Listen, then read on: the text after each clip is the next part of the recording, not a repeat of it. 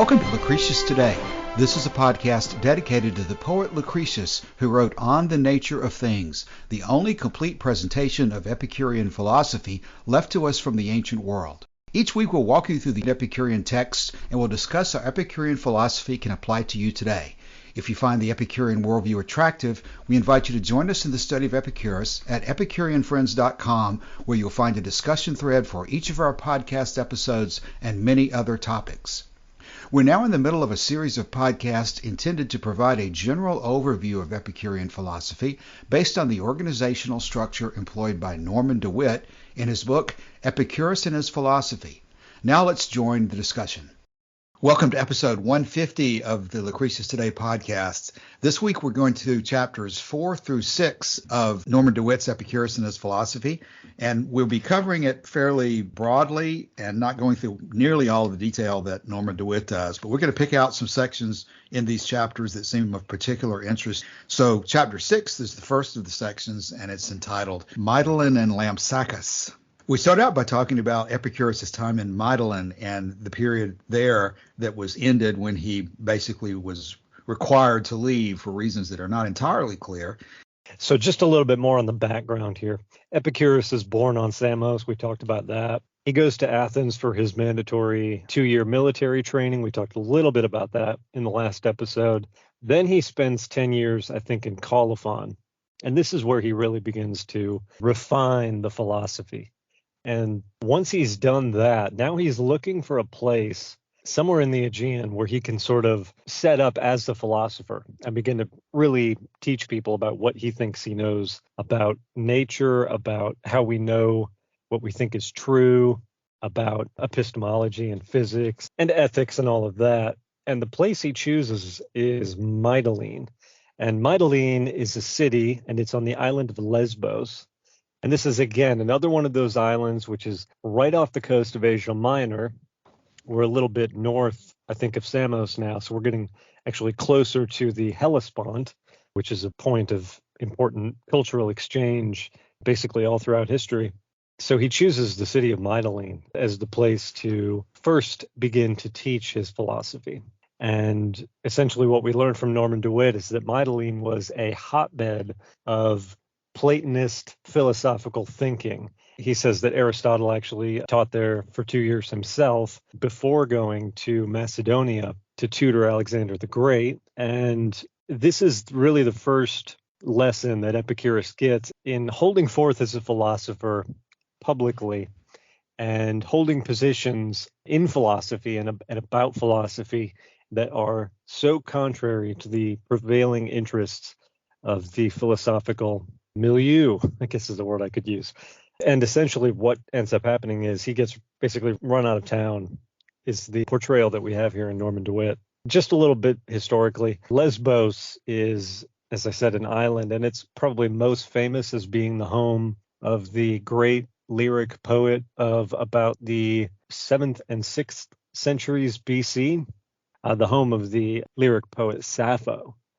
So this is a very early Greek poet and a woman, which is always interesting in itself in these very early times to see someone like this publishing their work. And she became actually very famous. Actually, most of her work does not survive. I think one of the few intact poems of Sappho that does survive is a work called Ode to Aphrodite, which is, I think, intensely sexual.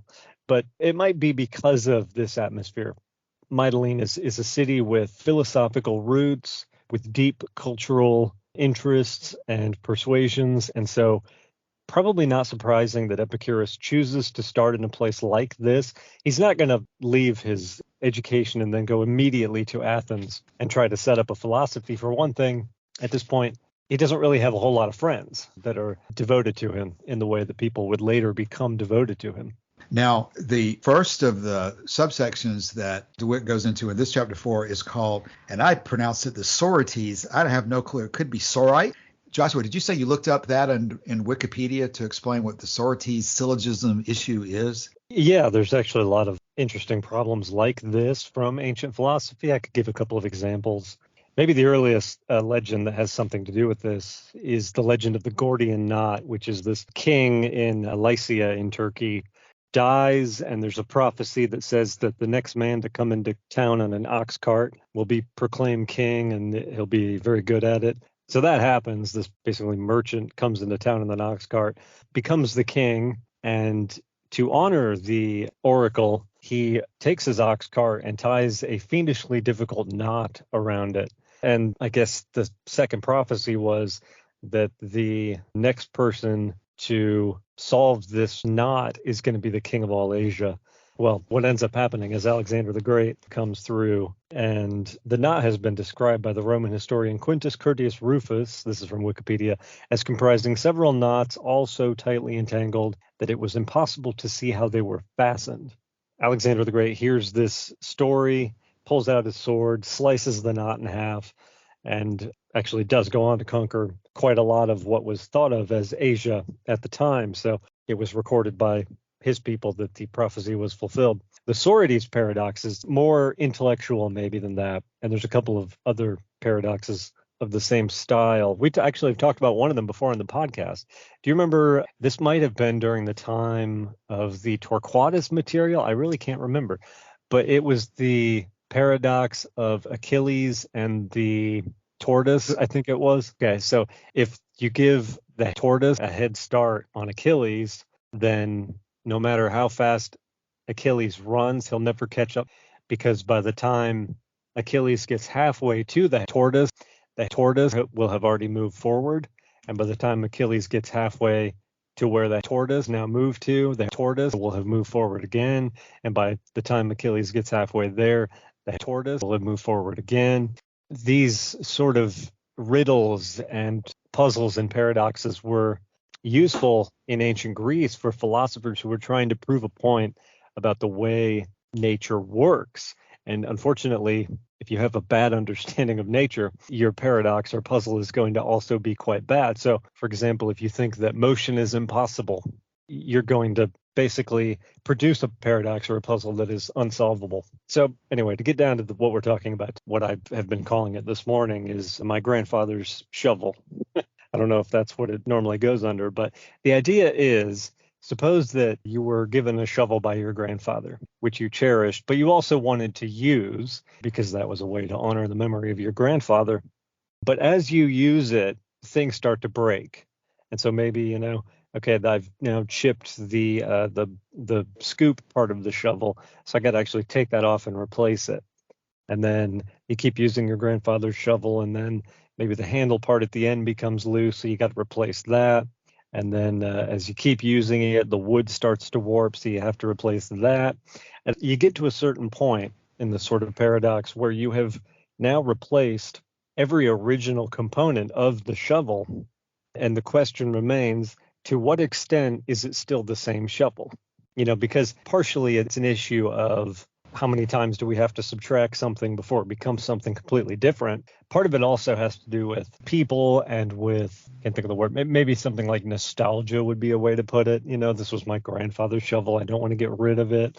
But as you change it over time, you completely alter what the shovel actually is or was. Another example would be the human body, which, every cell in the body becomes replaced every 7 years or whatever it is. I think we've all heard that story. I've heard it used in describing cars as well, when you replace the parts of a car or when you remove parts from a car. At what point does the car stop being a car instead of just a bunch of parts? So that's maybe the current example that people might be familiar with that begins to get to this question. But before we really grapple with what the meaning of it is, perhaps the oldest example of this was a heap of something. Yes, so I'm on the Wikipedia page here for the Sorites paradox. And it says, a typical formulation involves a heap of sand from which grains are removed individually. The assumption that removing a single grain does not cause a heap to become a non-heap, the paradox is to consider what happens when the process is repeated enough times that only one grain remains. Is it still a heap?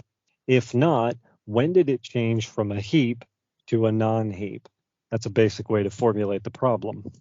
And before we turn to what Epicurus might have said that's relevant to that, it's pretty obvious what the problem is, that at some point what appeared to you to be a heap or a pile of sand has ceased to become a pile or heap and come down to only a few grains or one grain. And the question becomes, at what point did you remove the quality of heapness or the quality of a pile from those sands? Was there a particular grain that you removed at a particular time that contained the essence of heapness or pileness from that heap of sand? It would be the question that is being asked, I guess, in this illustration. Because, of course, again, since we're talking about this in the context of Mytilene and the Platonists and so forth, the Platonists are always alleging from the point of view of their ideal forms that everything, including a heap or a pile, is a reflection of an ideal heap or an ideal pile, that there's a definition or an ideal example of that in this other dimension that we can identify through words and our logic and dialectic to determine what the true reality of heapness or of being a pile really is. But Epicurus is saying, well, here's this heap in front of you, or this pile of sand, and you're removing the grains from it. At what point have you picked up the grain that contains the concept of pile or the concept of a heap? With the implication, and somebody correct me if you have a different reading about this, but the implication of this illustration is that there's no such thing as a concept of a pile or a heap that exists in reality, that there's no ideal form of it floating out in another dimension that you can grasp and change by removing a particular grain or a particular number of grains, that the concept of a pile or a heap is something that is an intellectual function of the human mind and not something generated by the gods or existing in another dimension. Would anybody take anything different from that question or illustration other than what I just said? On the Wikipedia page, Cassius, there's a list of proposed resolutions, and the first resolution to this problem is the one that you've proposed, which I think is adequate enough to reject the underlying Platonist argument here. So the first resolution is denying the existence of heaps. And if you go down this list, there's a whole, I don't know, there's probably 10 or 12 resolutions to this problem. Just as a side note here, that they're phrased very interestingly. For example, the resolution of unknowable boundaries, or epistemicism. Timothy Williamson and Roy Sorensen claim that there are fixed boundaries, but they are necessarily unknowable. So it's like the agnostic position on the heap. I mean, you can get very higher level philosophical here. Another resolution is supervaluationism. These are terms that we really don't find much value in, do we? And we try to avoid on this podcast because we're not talking to professional philosophers. It's sufficient to notice that the heap in question does not have any real existence apart from the group of sand grains that it is used to describe. And I guess to claim that there is any necessary heapness that exists in the universe and of which this is a kind is simply a false way of looking at it. This is simply a word that we use to describe a collection of sand grains, and our philosophy does not stand or fall on whether we pull one grain out and whether that makes it into not a heap. I could give one more example. This comes from a professor of philosophy that I had in college. He made the illustration of, if you start removing body parts, at what point do you start causing irreparable damage to your soul? If your soul is inside your body, if I cut off my left arm, have I cut off a part of my soul? Same kind of problem. And in most cases, they seem to rely on a false assumption about what the soul is or where it is or what is a heap and whether it has any necessary or real existence apart from the grains that make it up. So all of these paradoxes are maybe intellectually stimulating, kind of interesting to talk about a little bit, but not really useful in epistemology. That would be my answer to the problem. I think I'll put a slightly different twist on that. When you say useful in terms of epistemology, everybody's at a different stage, I guess, in what they think is important and what they're really looking for in terms of guidance and philosophy and wisdom and so forth. And certainly everybody is not, for example, I remember currently on the forum, we're spending a lot of time looking at the exact date of Epicurus's birthday under the ancient Greek calendar. And that's extremely interesting to some of us and maybe not so interesting to others. And so everybody's going to have a different degree of interest in something like this. But, and without attempting to resolve anything today, I would suggest the possibility that this is perhaps more important than some people might give it credit for. Not you, Joshua, but the purpose. And we're going to see an example, it appears, according to DeWitt, in what Epicurus had to say. But these kind of thought exercises are very interesting. It reminds me of the exercise like in Lucretius where he attempts to get to the issue of whether there's a boundary to the universe by visualizing throwing a javelin in that direction and what would happen as the javelin continues to travel. It's a way of illustrating to people that there's a question here that needs to be examined. And I think Epicurus decides in many cases that these thought experiments are not only mind expanding, but also do point to conclusions in particular directions. And in this case, if the issue is in fact, when do you take a heap of sand and removing one by one, when does it cease to be a heap? I do think that there's a certain number of people, and maybe a significant number of people, who are going to understand that that is a method of understanding in your own mind that you've got to come to terms with this question. Do these concepts exist apart from the items that are right in front of you? Does the concept of capitalism, communism, socialism, any type of complicated conceptual relationship, does that really have a definition somewhere that everybody can be certain of and can aspire towards, for example? Or in fact, do we have nothing but individual realities and we're just using words to describe as best we can what those realities are? Because I think you can take that position about this. I see what you said, that Wikipedia lists the first example is that the heap does not exist, to denying the existence of a heap. But I don't know whether that's the right way to say it, because certainly a heap of sand is something that means something to us, and we can picture a heap of sand or wheat or anything. It's just that we have to understand that what we're describing as a heap of sand is not ordained by God, is not set up by the universe itself in a other dimension like Plato would have it, and that there's no essence of heaps, as Aristotle might say, and that we've got to understand both points, that yes, it's useful to conceptually describe things with words, but on the other hand, these words don't have any objective meaning to them established by God or by Plato's ideal forms or essences, at least. So I think that's the direction that this example is intended to take us.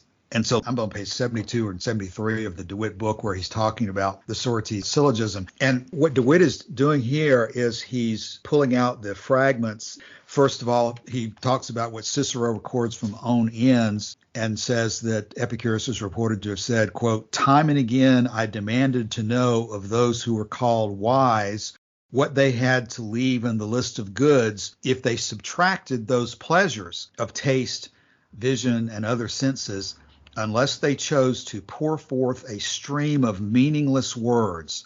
I could get no information from them." Now, I would take that to mean that what Epicurus is saying is that when Platonist philosophers or others talk about the good as a conceptual abstraction, what Epicurus is saying is let's talk about subtracting various goods from the good and see at what point we no longer have what you're calling good. Because if in fact we subtract our sensations of taste and vision and other senses from our experience, what's left other than a stream of meaningless words of the term the good? So again, I don't mean to be implying that we can resolve anything, but I think that's perhaps the issue to be thought about here. And of course, what DeWitt's saying is that Epicurus is employing a variety of this Socrates paradox in analyzing the term good and realizing that, as many of these other philosophers are using it, the term has no meaning. Any thoughts on that? Well, on the point that we won't resolve it anytime soon, when I look at the Wikipedia page for the Socrates paradox, Cassius, I noticed this color gradient on the right side of the page, in which on the top of the gradient you have sort of broad samples of the gradual change that you can tell are distinguishable. Like on the left side it's green, on the right side it's red. It's easy to tell that these are very different. But if you take tiny little samples where you say, this little green that's right next to this green, are they distinguishable? this little greenish red that's right next to this little greenish red, are they distinguishable? And the answer is no. What it reminds me of more than anything is the people who will say that microevolution is true, but macroevolution is not true, because essentially it's the same problem. If you accept change over time, it's not sufficient to say that small changes are observable and are therefore true, but large changes have never been observed, therefore they're not true. Well, the large changes that we see in this gradient are just a series of small changes over time. Yes, I'm looking at that chart too. I think that is a good example of what we're talking about and a good way to illustrate the question. Virtually everybody is going to be able to look. Of course, I may be colorblind and I may be about to quote the wrong color, but the right-hand side, as you said, is clearly some shade of red. The left-hand side is clearly some shade of green. But as they merge towards each other, the actual shades that started out as very clear on either end become indistinguishable to us. No doubt we could assign a name for any one of those locations on that spectrum of colors there. But the point being that those points on the spectrum are not designated by God as being a particular color of chartreuse or something like that, and that they don't exist in the universe apart from us assigning a name to it.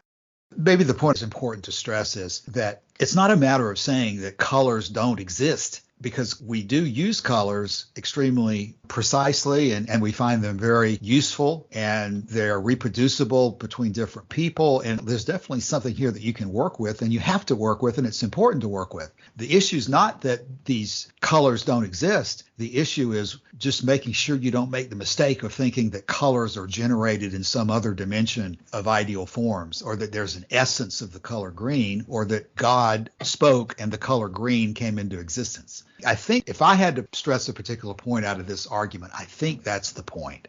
And to go back to what Epicurus is saying, is quoted by DeWitt here. He says that Epicurus also is quoted in Cicero as saying, quote, "These men, if they will only get rid of their fancy notions of virtue and wisdom, will mean nothing else than the means by which those pleasures which I have listed above are obtained." I would say that the analogy there is looking at the bar chart of the green and the red. You could consider color to be virtue. And you have to realize that there is no objective definition of the individual virtues on a chart like this. You cannot separate virtue from actions which we decide to be virtuous. And there's another related quote from Epicurus that DeWitt cites on 73, quote, "For my own part, I am at a loss to know what meaning I shall attach to the good, subtracting the pleasures of taste, subtracting the pleasures of love, subtracting the pleasures of the ears, subtracting also the pleasure of the eyes in beauty of form and beauty of movement." That is a particularly important quotation, because that really gets to the heart of what we mean, or what Epicurus meant when he talks about pleasure, and seems to have quite a lot of bearing on the subject in light of what we see in the letter to Menoikeus and elsewhere. We talk about that a lot as if we're contrasting Plato's view of the good versus Epicurus's view of the good, and saying that this means that Epicurus is saying that the good is pleasure. And I think that's probably a legitimate conclusion. But it also has a very epistemological, logical aspect to it. It shows you the way at which he's getting at the question. Not only does it tell you what the answer is, but it tells you how he's getting to the answer. In fact, would it not be fair to say that this is applicable to the word pleasure itself? That there is no ideal form of pleasure in another universe. There is no definition of pleasure given by God, or no essence of pleasure other than the individual pleasures that we feel and experience for ourselves. Is that a fair conclusion? Yeah, I certainly think that's a fair conclusion. So in the concluding paragraph here, DeWitt says, "The true import of this passage has escaped detection. It is the Sorites syllogism in narrative form. The key word is subtract. For a correct understanding, the argument must be restored to dialogue form." This is what DeWitt thinks would make the syllogism and its, use as an argument against Platonism more clear. He says it consists of a chain of questions. Do you deny the name of good to the pleasures of taste? Yes. Do you deny the name of good to the pleasures of love? Yes, and so on with the rest. At the end of the chain, the interlocutor has denied the name of good to everything that the man in the street calls pleasure, and there is left only the pleasures of the mind. That the argument did arrive at this termination is made plain by Cicero, and he goes on to quote him, "Neither can this be said that the pleasure of the mind alone is to be ranked among goods. It was thus that the imprudent Epicurus chose to exasperate his competitors." We have talked a little bit about I think it's the Philebus material. Mm-hmm. Is that where you got Plato, I guess, in the person of Socrates, talking about what is the good? And Socrates is trying to put forward the idea that the mind itself is the good, or reason itself is the good. And so when he says that it's not just the pleasures of the mind that should be ranked among the goods, but also the pleasures of the body, this is a fairly interesting take. Yeah, I'm thinking that it's basically like Epicurus is asking Plato, do you deny that the pleasures of taste are good? And Plato will say yes, because that's not where the good is. And Epicurus would say, do you deny the name of good to the pleasures of love? And Plato would say yes. And an Epicurean could go on down the list of asking that question as to everything that we in normal life believe to be good, whether it's food or dance or music or literature or art or anything.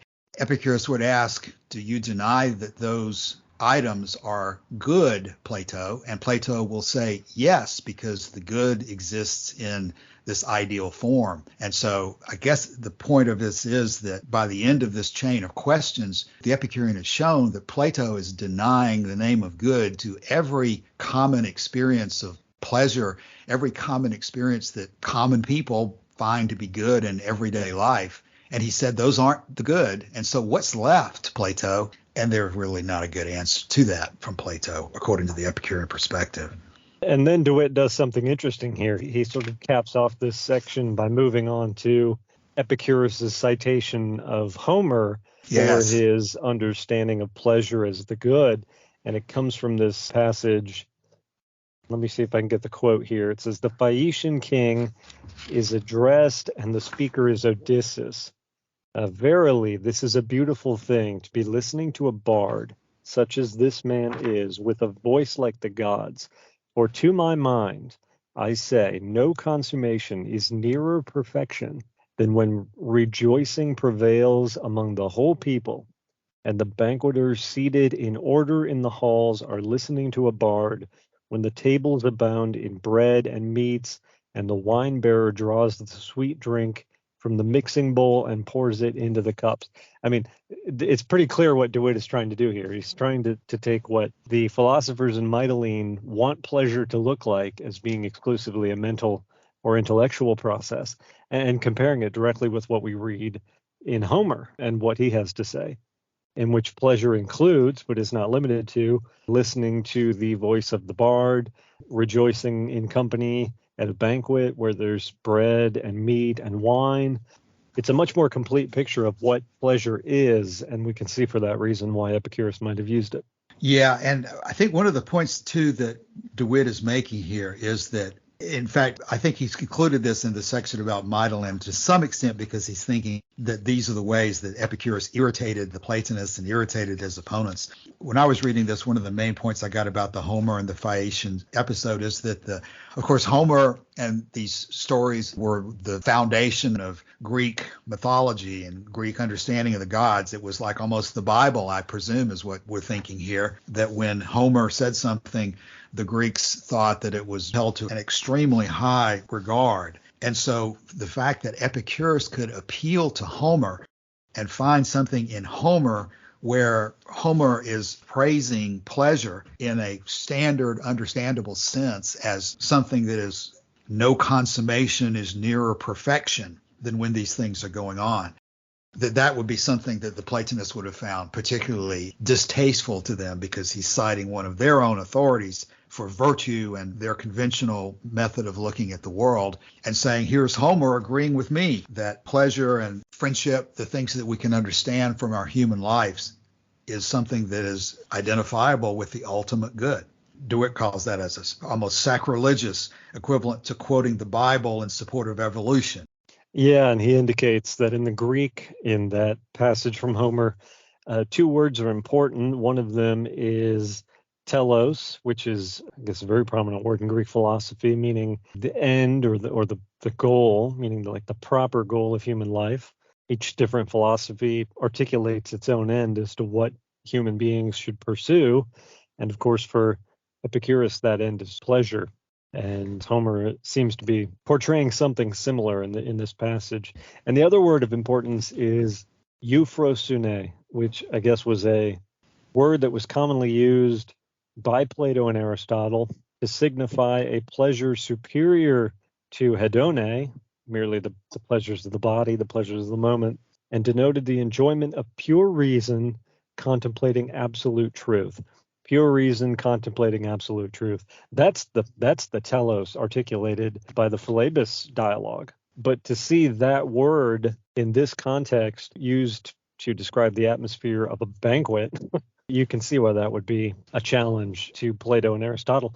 But the fact that it comes from Homer, that just makes it even worse. And I see before DeWitt leaves the section on citing Homer as a hedonist, he uses one more illustration that he also cites from the Iliad, that there's a section that says, "This is the lot the gods have apportioned to miserable mortals to live in sorrow, but no care have they themselves," unquote, from that section. And there's apparently a scholium somewhere in the text that says, quote, "From this Epicurus infers that the incorruptible and blissful being has neither care nor worries, nor occasions them to others, and for this reason is susceptible of neither anger nor gratitude." And of course, this is principal doctrine number one. So you've got at least two key doctrines of Epicurus that he can cite back to Homer for authority, that the gods don't have any cares themselves, which easily translates into principal doctrine number one. And then this statement that we've just been discussing, that there's no greater telos than the rejoicing which prevails among banqueters, among friends, and so forth and so on, which is, although not explicitly stated in Principal Doctrines 3 and 4, is certainly the key of the whole Epicurean structure, that pleasure is the correct goal of life. So those are two examples where he's citing the authority of the opposing schools against their own positions. And there's a third example. He quotes Sophocles of the Oedipus cycle. This is just above the heading of rhetoric on page 75. Okay. So he used Homer to establish that pleasure was good, and not just the pleasure of pure reason. What was that? That was too perfect not to remember. What was it? Pure reason contemplating absolute truth or something like that? Yeah. So pleasure not merely of that kind, but pleasure of the body as well. And then he cites Sophocles, one of the great tragic playwrights, author of the Oedipus cycle, for his argument for why pain is considered to be an evil. And it's, I think, doubly penetrating here because the figure that is experiencing the pain is Heracles or Hercules, who goes on to become an important figure in Stoicism and I think also in Cynicism. The quote from Sophocles goes like this. He says, "Biting, screaming in pain, and all around his moans were echoed by Locria's mountainous rocks and Euboea's beetling headlands." And it goes on to say he may also have cited the humorous passage of Homer where the wounded god of war is described as bellowing like 9,000 or 10,000 men when they raise the battle cry, joining in the strife of battle. And the conclusion is, if Ares himself, like Heracles, bellowed with pain when wounded, why should not the wise man moan and wail aloud when on the rack? Pain was manifestly evil, just as pleasure was manifestly good. And the next sentence is that DeWitt says, "It's difficult to think of tricks of controversy better calculated than these to exasperate adversaries and to afford them grounds for arousing the populace," against Epicurus implicitly here, that the Stoics, the Platonists, everybody in the traditional Greek line of thinking were taking the position that the gods would not have regarded pain as an evil. That the point here would be that if Hercules was indeed divine and experiencing pain, then he would have bit his tongue and not expressed any feeling of pain and not cried out in pain. But that here we've got in these classical Greek stories, the gods celebrating pleasure and the gods bemoaning pain when they have it. With Hercules, like you said, I think Hercules is particularly used. His trials and his examples were often used as examples of the ideal way to live. And of course, to Epicurus' opponents, this must sound quite a lot like that phrase you often see in Christianity, which is even the devil may cite scripture to his purpose. Right. One thing he does point out here is that Hermarchus was actually one of the people that he met on Mytilene and who later became the second scholarch of the garden in Athens, only because Metrodorus had previously died. Well, this is slightly off topic, but maybe we can talk about this for a little bit productively. Because, Cassius, you've got a thread on the forum ongoing that compares this passage in Thucydides on the plague with the end of Lucretius. And because we're talking about quoting ancient sources here, it seems to be slightly relevant. Of course, I have not read this book by, Emily Austin? Emily Austin. Mm-hmm. And this has become, I guess, all the rage on the forum recently. I really got to get a copy of it. One thing we should probably mention here is the flight from Mytilene to Lampsacus. It's echoed by a moment earlier in history when Anaxagoras, who lived, I guess, maybe 150 years before Epicurus, somewhere in there, when he was put on trial, I guess was going to be put on trial in Athens for charges of impiety, for positions like, for example, that the sun is not a god, it's a ball of hot metal larger than the Peloponnese, issues like that. He actually escapes so as not to be put to death and lives his exile out in Lampsacus. So it gives us this understanding of Lampsacus as the kind of city where you can go and not experience the same pressure from the authorities that you might elsewhere, that you don't have, to use a modern kind of term, you don't have the thought police are not active in Lampsacus, apparently. The Platonist Inquisition has not reached that far. So when Epicurus eventually leaves Mytilene, after causing all the problems which we've been describing by use of quoting Homer and the syllogism and all these methods that he uses, quoting Sophocles, for example, all these methods that he uses to sort of poke and prod the Platonist philosophers in Mytilene, he eventually leaves town and goes to Lampsacus, which is where, under the heading of, I think, the Lampsacene circle, he goes on to meet some of the really most important figures in what would become the garden in Athens. I think Metrodorus and his brother, and Polyaenus, and Idomeneus, which is the person that his will is addressed to, Leontius, and his wife Themista. So this is really where he begins to build the circle of friends that would completely color the rest of his life and go on to become his friends, his companions, and ultimately, in a few cases, his heirs once the garden school in Athens is established. Yeah, what he's doing in the rest of this chapter here is talking a lot about the different people that he came into contact with before getting to Athens. And there's a lot of good material here in this section of interest. This is something that DeWitt does a really good job with. He's read all of these detailed references in the materials, and he knows how they fit together after spending a lifetime of classical study in a way that most of us who don't have a lifetime of classical study are really unable to do. Yeah, there's a quote on about the middle of page 80. It says, "If all the foregoing items of information be now assembled, it becomes very probable that Epicurus was already practicing his known precept, under no circumstance pass up an opportunity to disseminate the doctrines of the true philosophy." And there's a lot in here about, you've referenced it as the mature period, but of the change that was wrought in Epicurus during his early efforts to spread the philosophy. When we finally do get to the point where he's in Athens, he's no longer engaging philosophers in the public square directly. He's seen what that will get him. You see it in Anaxagoras, as I mentioned. You see it in Socrates. So what he goes on to do is to establish a garden on his own private land in which he will teach his students and anyone who basically comes and wants to listen to him.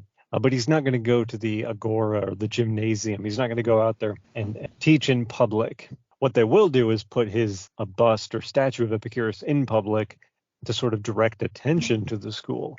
But the school was taught in private. And we might talk a little bit about how that was a way that he could disseminate the doctrines of the true philosophy, as it says on page 80, without reliving what he had experienced in Mytilene. Because Athens, I think, probably in spite of its reputation for the cradle of democracy, is a word that's often used, probably had quite a lot of the same problems that Mytilene had. It was probably an environment in which his views, if they were expressed publicly, would have been hugely controversial to the established authorities in the city. And he probably would have been charged, as Socrates was charged, with corrupting the youth. And probably in Epicurus's case, with more reason, he would have been charged with corrupting the youth. But he seems to think that teaching in private is simply a better practice than teaching in public. Probably something, as I say, that he learned in Mytilene. Right. And I think what I'm seeing here as sort of the lesson to take home from this particular chapter and everything we've read so far about Epicurus's background here is that, again, Epicurus is not just a particularly brilliant writer who all of a sudden emerges like a god from the head of Zeus, full blown, writing these brilliant articles, and everybody just lays down at his feet proclaiming, "Oh my gosh, how wonderful you are, Epicurus." Epicurus went through a long period of development, growing up, coming into contact with other schools, being taught himself, experimenting and getting negative reactions at times from some of the things that he was saying. And of course, what we're doing by talking about this is to try to find things that are relevant to our own lives and what we can do ourselves in the future. And probably that's something that's extremely relevant to how to apply Epicurean philosophy in the modern world, is you cannot expect just to talk about Epicurus as a philosopher of happiness and have the world beat a path to his door, thinking that just by saying that Epicurus values pleasure and dislikes pain, that he's so generic and that he's so embraceable by everyone that everyone will just say, "Hey, great, let's talk more about pleasure and how to avoid pain." Epicurus was a campaigner in the process of setting up a school. Having a school means that it's separate from other schools and that there are ideas that he's involved with and friendships and relationships with people who are his closer friends, which means that there's other people who are not in that circle and not friends of his and who are probably going to be organizing to some extent against him, as apparently was taking place in these earlier locations where he was beginning to teach.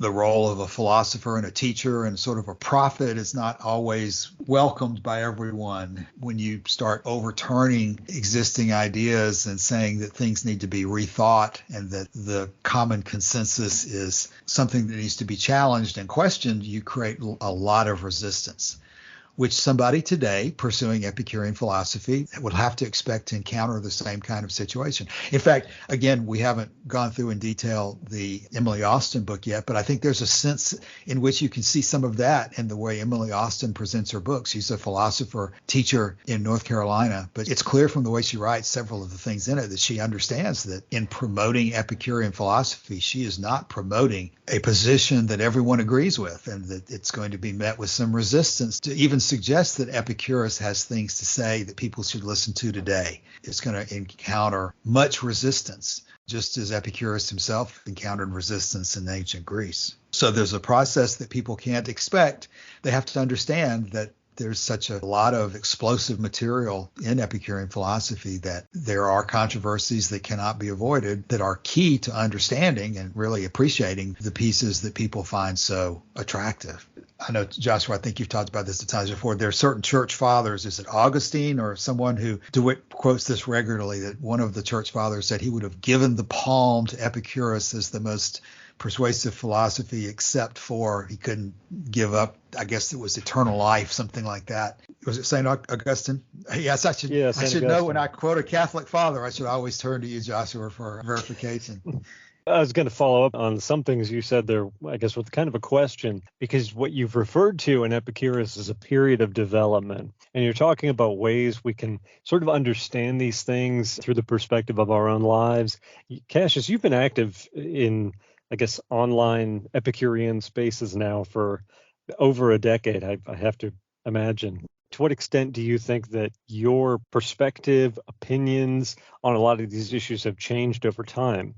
Because I occasionally will see you reassess an opinion you've long held on a finer point of Epicurean philosophy, or maybe the interpretation of a certain work. Recently, I remember you talking about reinterpreting your approach to the Philebus material that I was quoting a little bit earlier. So to what extent is this kind of a process that changes over time as you continue to approach the texts and the secondary information about the philosophy? I think the most important thing I would say in response to that I've observed in myself is that it's just inevitable, I think, for anybody who's grown up in the 20th century, 21st century, you have grown up in a totally different perspective about religion, the nature of the world, the nature of the universe, the nature of good, humanism, secularism, all these different things. And it just takes time, I think, to begin to realize what a different orientation Epicurus is. And of course, if you're a professional philosophy student, you go to college, you study philosophy, you immerse yourself into it, then you're going to pretty quickly realize that there's just so much out there that it's very hard to reach any conclusions at all. But I believe that philosophy is important for everybody, not just professional philosophers.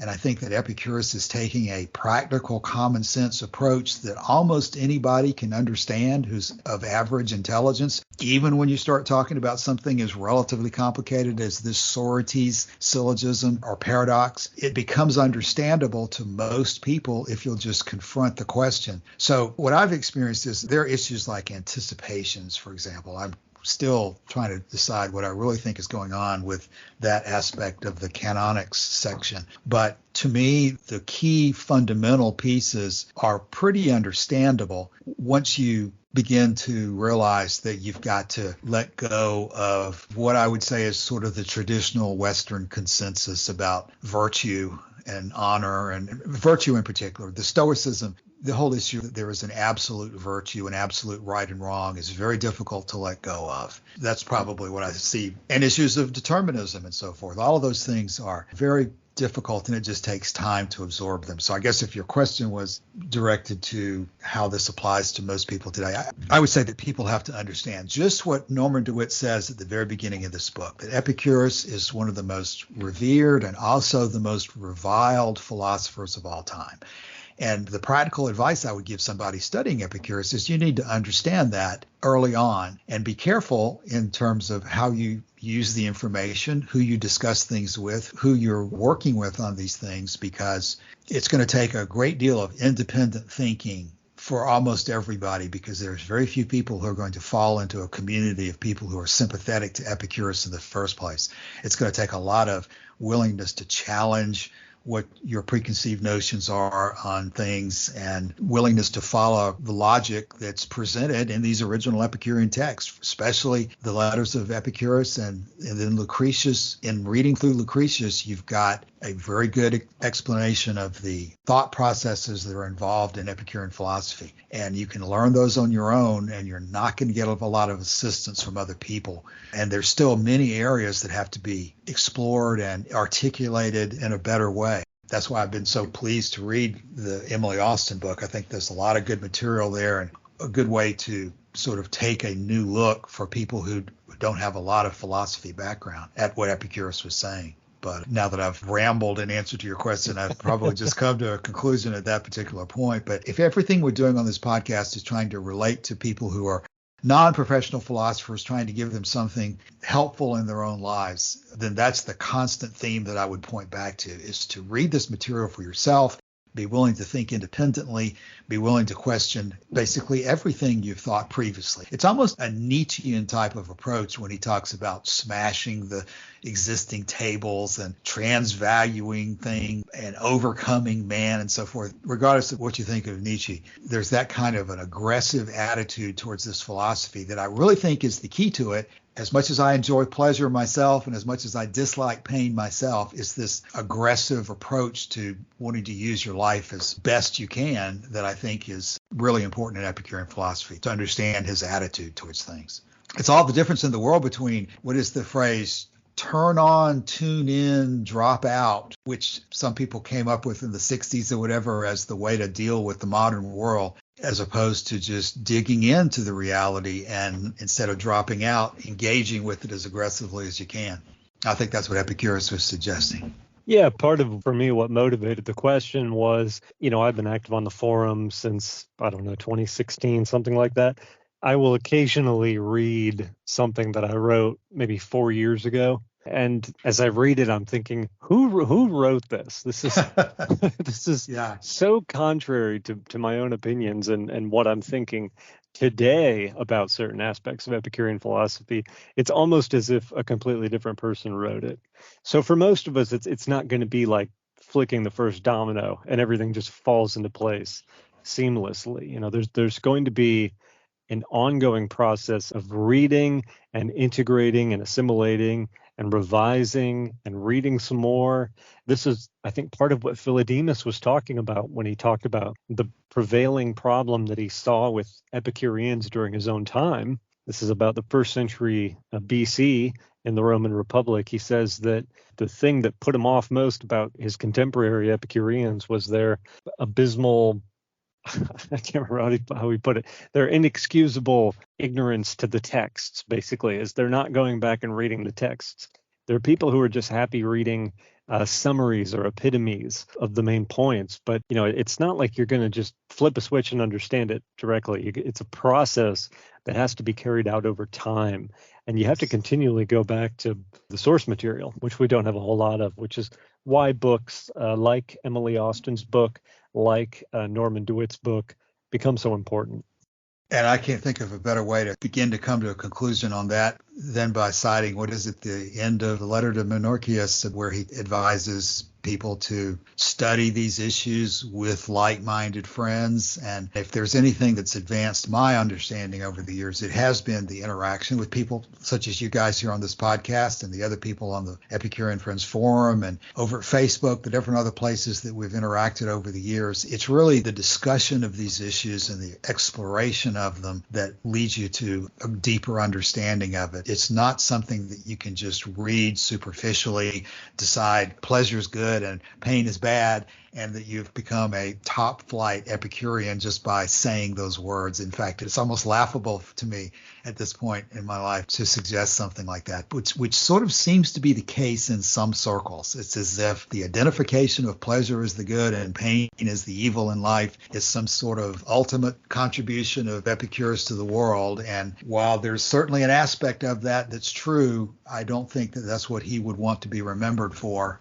He would want to be remembered for that process of, I think, of escaping these erroneous ideas and telling people how they can themselves come to that understanding and not just take his word for it or anybody else's word for anything. Gosh, if there's anything that I would summarize Epicurean philosophy about, it's that question authority type of attitude of deciding what is your authority. Are you going to just listen to other people and what they tell you, or are you going to use the faculties that nature gave you and employ those to seek out the truth for yourself?